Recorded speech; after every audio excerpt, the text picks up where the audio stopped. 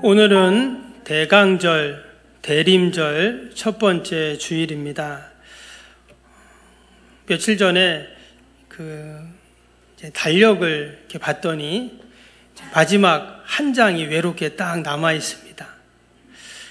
벌써 이렇게 한 해가 다 지나갔나 생각을 하니까 좀 서운하기도 하고, 또 남은 한 달 뭔가 마음이 분주해지는 그런 시간이었습니다. 근데 여러분, 교회력으로 보면, 또 성과 정과를 보면 사실 이 대강절은 한 해의 시작을 이제 말을 합니다. 세상의 달력은 이제 12월 1년 분주하게 또 끝나는 마지막 달이지만, 교회력으로는 새롭게 시작하는, 그래서 벅찬 기대와 소망을 갖고 한 발 한 발 내딛는 절기가 바로 이 대강절입니다. 아마 여러분 지금 망년 모임이나 또 송년회 그런 모임들로 말미암아 아마 바쁜 시간들을 이제 보낼 텐데요. 우리 그리스도인들은 이 대강절을 맞이하면서 다시 한번 우리 예수님의 성탄, 또 다시 오실 재림주, 심판주로 오실 그 주님을 차분히 기다리는 귀한 시간들이 되시기를 축복합니다.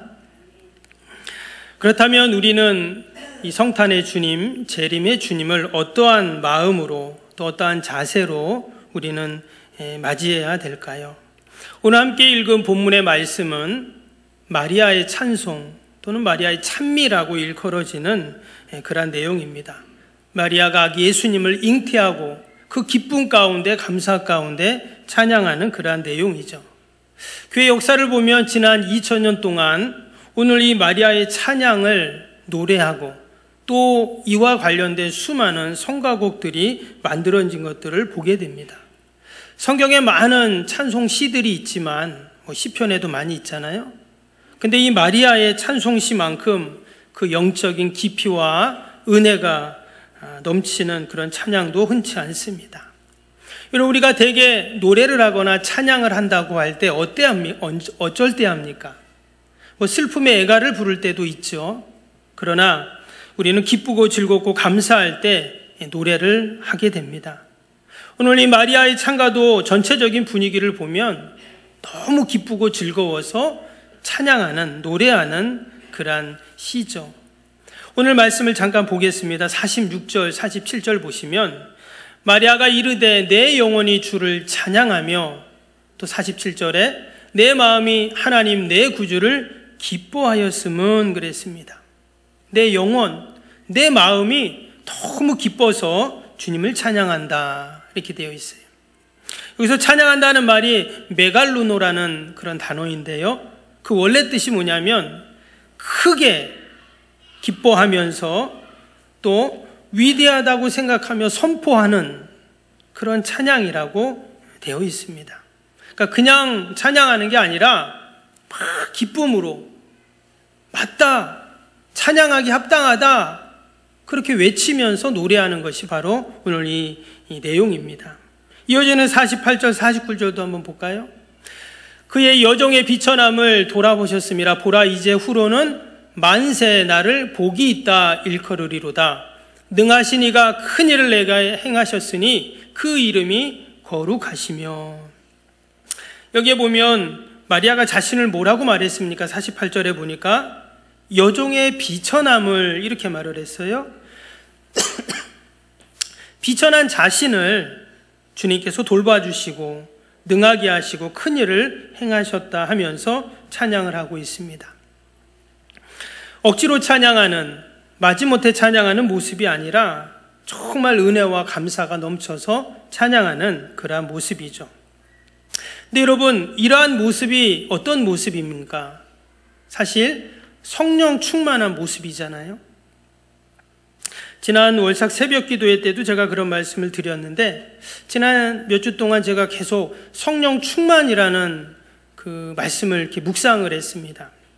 근데 이제 오늘 주일 설교를 준비하면서 제 마음속에 계속 떠오르는 단어가 이 성령 충만이에요.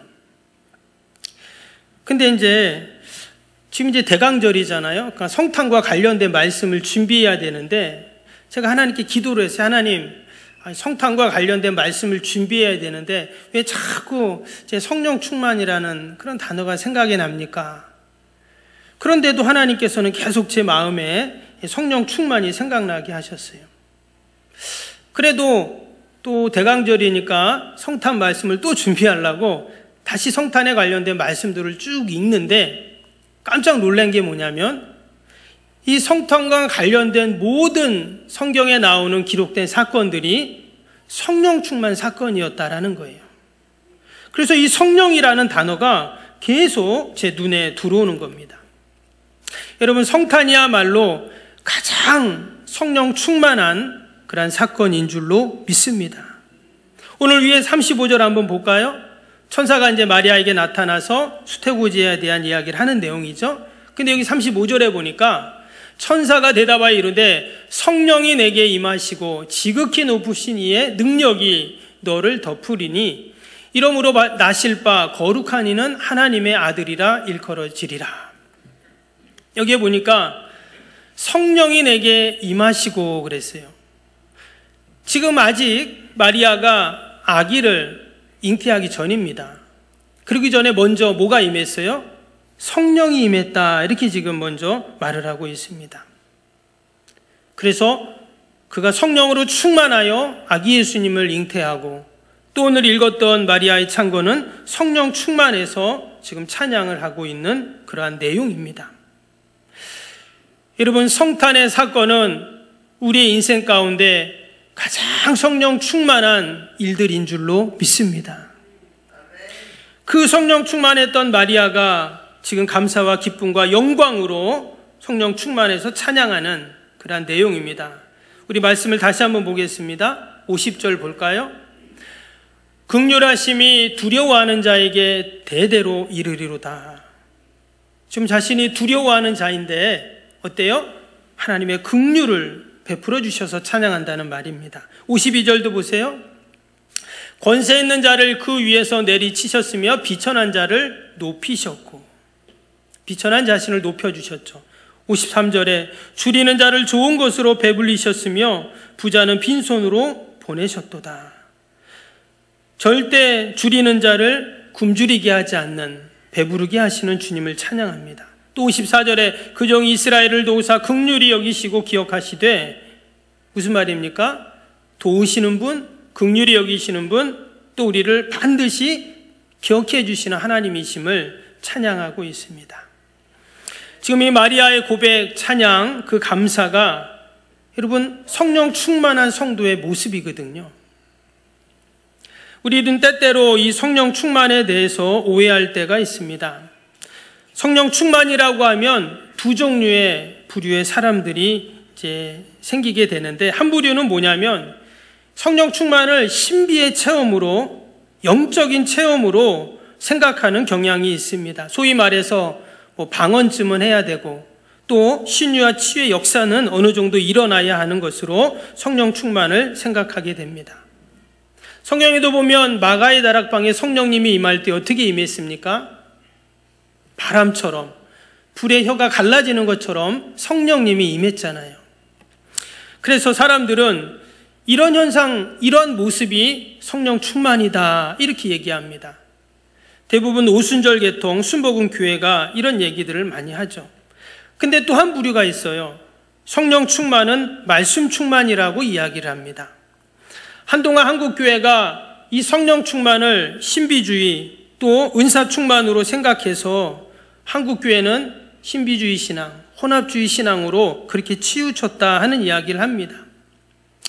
성령이라고 말씀을 내뱉어치고 이적만 따라다니는 그런 사람들이 생겼다는 거예요. 결국 그것은 사람들을 타락으로 또 신앙의 변질로 이끌어가는 주범이 되었다고 말합니다. 성령님은 언제나 말씀 위에서 역사하기 때문에 성령 충만은 말씀의 충만이다, 이렇게 이야기하는 거예요. 근데 말씀드린 것처럼 앞에 나온 성령 충만의 주장이나 또 뒤에 나오는 이 주장은요, 사실 다 일리가 있습니다. 근데 성령 충만에 대해서 성경 사전에 보면 뭐라고 말했냐면 이렇게 말했어요. 성령 충만은 성령께서 나의 지, 정, 의, 삶에 전체를 지배하는 상태를 말한다. 내 힘이 아닌 성령님이 공급해 주시는 기쁨, 지혜, 능력으로 살아가는 상태를 말한다. 그러면서 성령 충만 받는 방법을 소개하는데요. 성령 충만은 회개와 간절한 기도, 확고한 믿음, 말씀에 순종하는 삶을 살 때 성령 충만이 이루어진다. 이렇게 기록을 해놨습니다.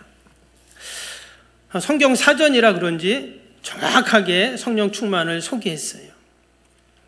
한마디로 성령 충만은 영적인 상태가 맞지만 우리의 삶을 통해서 우리가 말씀에 순종하는 삶을 살 때 나타난다라는 겁니다. 어디 기도원에 가야, 특별한 집회를 가야 성령 충만을 경험하고 그 현상이 나타나는 게 아니라 우리의 삶의 현장에서 성령님을 의지하고 전적 우리의 지정의를 성령님께 맡겨드릴 때 일어나는 현상이다라는 겁니다. 오늘 마리아가 그랬습니다. 마리아는 삶의 현장 가운데 그 성령 충만을 경험하고 성령 충만으로 아기 예수님을 잉태하고 성령 충만으로 하나님을 찬양하는 그 모습을 우리는 보게 됩니다. 바라기는 저와 여러분들이 이 대강절을 보내면서 다시 한번 성령의 충만함으로 우리가 하나님을 찬양하는, 그래서 성령의 역사와 능력을 경험하는 은혜가 있기를 주님의 이름으로 축복합니다. 오늘 이 마리아가 성령 충만하여 이런 찬양을 했는데요. 지금 마리아의 상황을 우리가 한번 살펴보겠습니다. 먼저 48절 다시 보시면 그가 이렇게 말했어요. 그의 여종의 비천함을 돌보셨음이라 그랬어요. 위에 이 38절에도요. 마리아가 자신을 뭐라고 말했습니까? 마리아가 이르되 주의 여종이오니 말씀대로 내게 이루어지다며 천사가 떠나가니라. 마리아는 자신을 지금 주의 여종이다 그랬어요. 근데 그냥 여종도 아니고 48절 말씀처럼 비천한 여종이라고 했어요. 여기서 비천하다는 말은 보잘것없다, 하찮다, 쓸모없다 이런 뜻입니다. 실제로 2000년 전 마리아가 처한 상황이 그렇습니다. 당시의 여자들은 숫자에도 놓지 않았습니다. 생산적인 활동을 할 수도 없었습니다. 그런데 마리아는 여기서 끝나지 않고 마치 주인의 소유인 것 같은 종이라고 자신을, 그렇게 자신의 실존을 표현합니다. 더욱이 지금 마리아는 결혼하기 전에 지금 아기를 가진 상태이죠. 아기를 가졌다면 기쁜 일이지만 지금 처녀가 아기를 가진 것은 결코 기쁜 일이 아닙니다. 큰일 날 일이죠. 세상적인 기준 잣대로 보면 마리아는 결코 노래할 처지가 아닙니다. 약혼자인 요셉이 이 사실을 알게 되면 분명히 파혼이 될 것이고, 당시에 유대인들은 율법을 생명처럼 여기는 자들인데 분명히 사람들에게 조롱과 모욕과 손가락질을 당할 뿐만 아니라 율법에 의하면 돌에 맞아 죽을 그런 상황에 지금 처해 있다는 거예요. 그런데도 오늘 함께 읽었던 말씀처럼 마리아는 뭐를 하고 있습니까? 감사와 기쁨으로 하나님을 찬양하고 있습니다. 어떻게 이런 일이 가능했는가? 오직 성령 충만할 때 가능한 것이죠. 여러분, 때때로 우리의 삶의 현장도 마리아와 같을 때가 있습니다. 절망할 수밖에 없고 포기할 수밖에 없고 낙심할 수밖에 없는 여러분 우리의 삶의 상황들이 있어요. 여러분, 이 마리아라는 이름은요 이스라엘 사회에서 아주 흔한 이름이었습니다. 우리로 치면 우리 여자분들 이름 뒤에 자자 들어가고 숙자 들어가는 분들 있죠. 그 흔한 이름이잖아요. 우리 교회는 없는데 예전에 제가 있던 섬기던 교회에 김영숙 권사님이라고 계셨어요. 근데 그 교회 김영숙이라는 이름이 4명이나 됐어요. 그래서 이제 제가 주보를 만들 때 이렇게 헌금 명단 쓰잖아요. 그러면 김영숙 A, 김영숙 B, 김영숙 C, 김영숙 D까지 써봤습니다. 근데 여러분, 흔한 이름이라는 건 무슨 뜻일까요? 그만큼 많은 사람들이 쓰는 이름이잖아요. 그 말은 좋은 이름이라는 뜻이에요. 마리아도 마찬가지예요. 마리아도 아주 흔한 이름이었지만 마리아라는 뜻은 높임을 받는 자, 이런 뜻이에요. 마리아 이름이 참 좋은 이름이죠. 근데 마리아는 자신을 뭐라고 했습니까? 나는 비천한 자, 이렇게 말했어요. 높임을 받는 자가 아니라 나는 비천한 자다, 이렇게 지금 얘기를 하고 있다라는 겁니다. 근데요, 오늘 이 마리아는요, 당시 온 이스라엘 백성들을 상징하는 인물이기도 합니다. 왜냐? 지금 이스라엘 백성들, 이스라엘 민족이 어떻습니까? 마리아와 같은 상황이에요. 모든 민족 가운데 하나님이 특별히 이스라엘을 택하시고 모든 민족 가운데 가장 높은 민족으로 하나님께서 그들을 세워주신다고 했는데 지금 그들의 처지가 어떠냐면 비참한 지경입니다. 역사의 소용돌이 속에서 주변의 강대국들에 의해 지배를 받고 눈치를 바리면서 이리 치이고 저리 치이고 서서히 힘을 잃어가고 있는 그러한 때였습니다. 때문에 당시 이스라엘 백성들은 어느 때보다 메시아에 대한 열망이 간절했어요. 그때 예수님께서 역사 속으로 들어오신 게 성탄의 사건이죠. 근데 여러분, 이스라엘을 잘 보면 우리나라, 우리 민족과 비슷하지 않습니까? 그렇게 어려움의 고통의 시간들을 보냈던 그 민족이 바로 사실 우리 민족이 그렇잖아요. 저는 드라마를 즐겨보진 않지만 얼마 전에 아주 인기 있는 드라마가 있다고 해서 좀 봤는데 여러분 다 보셨죠? MBC의 연인이라는 드라마. 다 안 보신 척. 이제 끝났는데 제가 그 드라마를 몇 편을 보면서 참 가슴이 아프고 눈물이 나더라고요. 그 연기하는 분들도 잘하지만 그것 때문에 그게 아니라 그게 당시 조선시대 인조 때 병자호란을 배경으로 하고 있잖아요. 야, 우리 민족이 저런 아픔과 고통을 당하는 때가 있었구나. 그 생각을 하니까 정말 마음이 아프더라고요. 근데 그 드라마가 여러분 시청률이 엄청 높았습니다. 아시죠? 대부분의 드라마가 한 4에서 시청률이 한 5% 정도 된다고 합니다. 여러분 6시 내 고향이 5.5%예요. 그리고 젊은 사람들 좋아하는 나 혼자 산다가 시청률이 6.8%예요. KBS 9시 뉴스가 7.1%라고 하는데 이 연인이라는 드라마가 무려 17%가 됐다고 해요. 시청률이. 이거 엄청난 거죠. 왜 이렇게 드라마가 이렇게 시청률이 높았는가? 그 이유를 봤더니요. 주옥 같은 대사나 화면에 비친 멋진 영상들도 좋지만 거기 주인공이 이장현이라는 주인공이 나오는데 그 연인이었던 그 길체 같던 당시 우리 민족을 마지막까지 지켜주죠. 마치 이장현이라는 사람이 예수님처럼 막 죽었다도 살아나고 막 그러더라고요. 끝까지 그 연인을 지켜주는, 마치 우리 민족과 같았던 그 길체를 지켜주는 모습이죠. 여러분, 우리들도 이럴 때가 있습니다. 힘들 때가 있어요. 우리 중에도 남모를 아픔과 상처가 있고 고통의 시간들이 있고 또 그것이 자녀 문제이든 또 건강 문제이든 물질 문제이든 우리는 다 힘든 시간들을 보낼 때가 있습니다. 아니면 뜻하지 않는 재난을 만날 때도 있어요. 여러분 지난주 목요일 날 지진 난 거 아시죠? 예, 경주에서 났잖아요. 그때가 4시 55분입니다. 제가 목양실에서 이제 새벽기도 내려가야지 하고 내려가려고 하는 순간 두두두두 하더라고요. 여러분 경주에서 지진이 났는데 여기까지 진동이 느껴졌어요.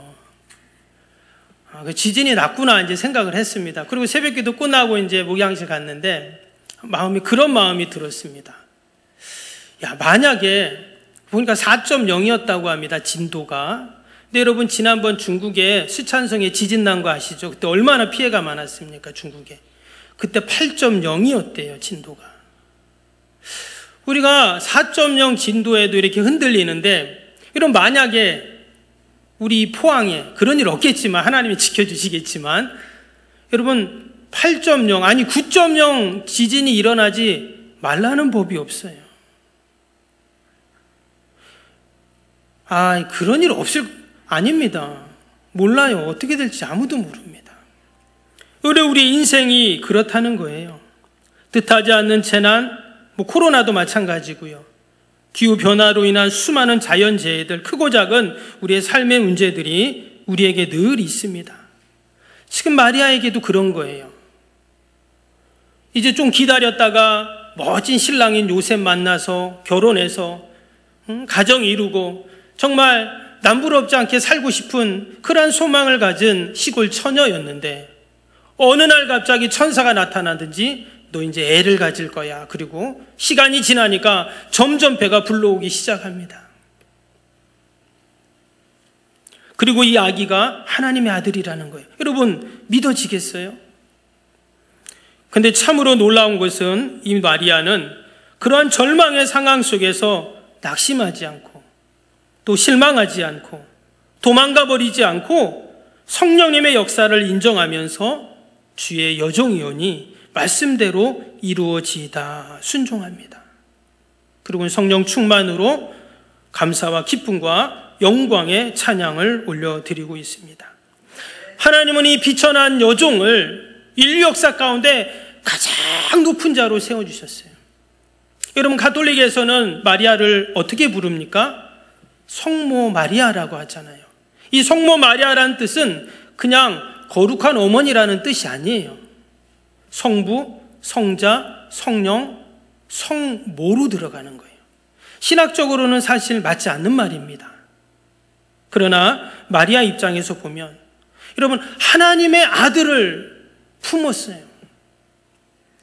여러분 이것이 가장 하나님이 높여주신 그러한 모습인 줄로 믿습니다. 마리아가 무슨 공로가 있어서 아기 예수님을 잉태한 것이 아니었어요. 그의 출신 성분, 배경이 좋아서 예수님의 어머니가 된 것이 아니었습니다. 자신의 고백처럼 그는 비천한 여종에 불과했습니다. 뭐 내세울 것도 별 볼 일 없어요. 그냥 평범한 많은 사람들이 쓰는 이름을 가진 그냥 마리아였을 뿐입니다. 그럼에도 불구하고 온 인류를 구원하기 위해 이 땅에 성탄하신 메시아의 어머니가 되었어요. 우리는 이것을 은혜라고 그렇게 이야기를 합니다. 여러분, 저와 여러분 지난 2023년 우리는 오직 하나님의 은혜로 살았는 줄로 믿습니다. 아멘. 우리 여기서는 아멘을 크게 하셔야 돼요. 여러분 하나님의 은혜가 아니었으면 여러분 4.0의 그 지진이 5.0, 6.0, 7.0 우리 집 땅바닥 밑에서 지진이 났다면 어떻게 할 뻔했어요?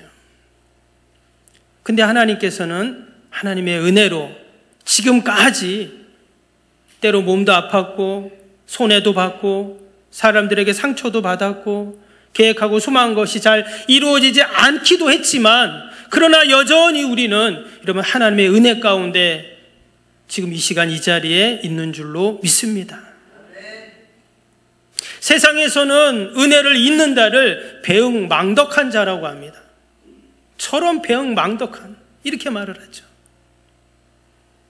그 조금 도움받은 것을 잊어버려도 그렇게 말을 하는데 지난 11월 한 달 아니 지나온 우리의 모든 인생 가운데 우리는 하나님의 은혜가 아니면 한시도 살 수 없는 자들이었는데 이제 우리도 그 은혜를 되새기면서 아니 그 은혜를 꼭 붙잡고 우리도 마리아처럼 성령 충만으로 여러분 하나님을 찬양하는 저와 여러분이 되기를 축복합니다.